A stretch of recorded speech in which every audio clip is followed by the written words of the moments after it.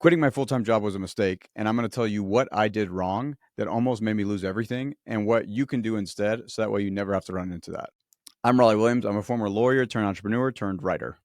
So in 2015, I got my first full-time job as a lawyer at a big law firm. And so this was the job that I had been working for my entire life. I always knew that I wanted to be a lawyer, and I finally got to a very big firm in the city of Dallas.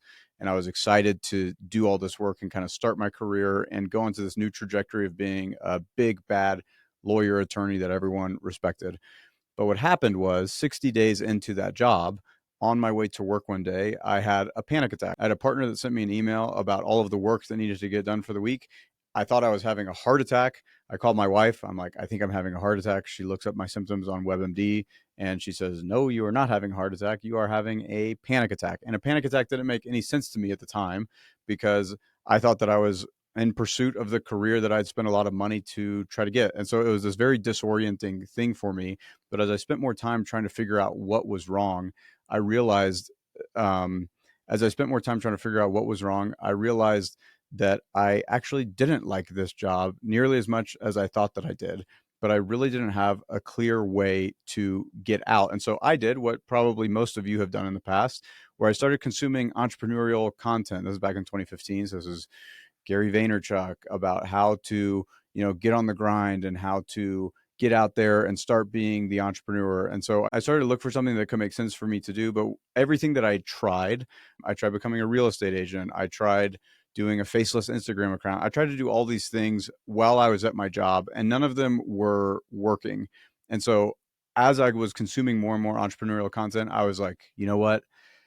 I got to go all in. I got to burn the boats. I have to really, if I'm going to be an entrepreneur one day, I have to really go for it because that was all the content that I was consuming. And so I kind of got it into my head that I just needed to find an idea that I could burn the boats and go all in on. And eventually I came across an article in Market Watch that was called The Unbelievably Lucrative Business of Escape Rooms. And it talks about how the escape room business back in the day was profitable and it was making money, and how you could start these escape rooms for $5,000 and they would crush it.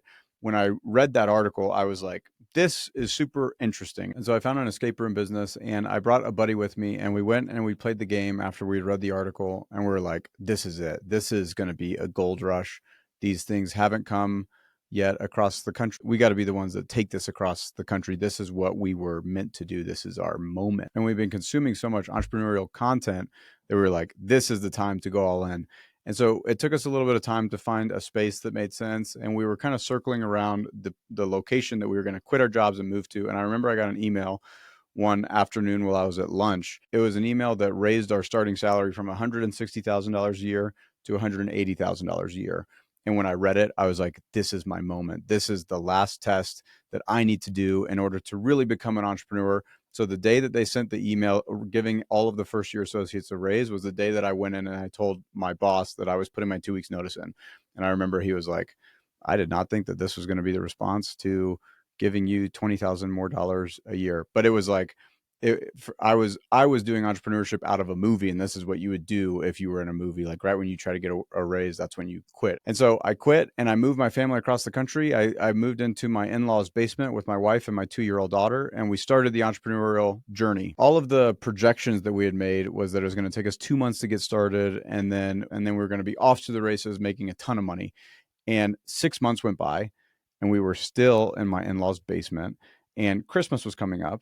And I remember I went into the room and my wife was like, what are we doing for our daughter for Christmas? And I was like, we don't have any money we can't do Christmas this year. I don't think that she's going to remember that I don't think she's going to remember that we didn't do Christmas for her.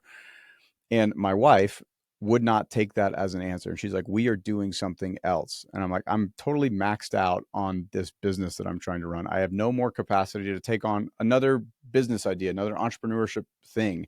I was honestly getting ready to start studying for the GMAT to go back to business school as a failed lawyer turned entrepreneur. That night with my wife, she decided that she was going to release a meal plan to her couple hundred Instagram followers.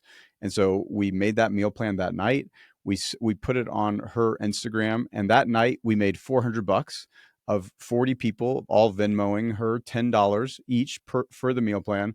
And that $400 was more than I'd made in my escape room business for the 6 months prior. And so it was that little thing that we did on the side that really gave us the cash that we needed for me to invest in the escape room business and to keep going.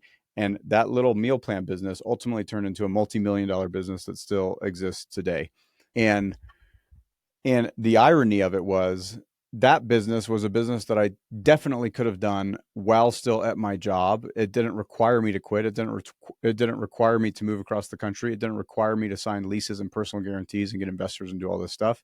It was just a very simple thing that we could have done on a weekend while I was still at my job. I didn't think that it was possible for entrepreneurship to be that simple. I thought that you had to show how much you were willing to sacrifice in order for you to get any result. And what I found was that actually isn't true at all. And so if I were to start all over, if I were to wake up tomorrow and be at my law firm job as a 34-year-old trying to figure out what to do with my life, the last thing I would do is jump off of a cliff and try to build a parachute on the way down, because a lot of people actually hit the ground and we just don't hear about them on social media. I think the best way to start is by start doing small, what I call side bets. And I'm going to do another video. The next video is all going to be about how you find a side bet that could make sense that you could do while still at your job that doesn't require you to go all in to do it.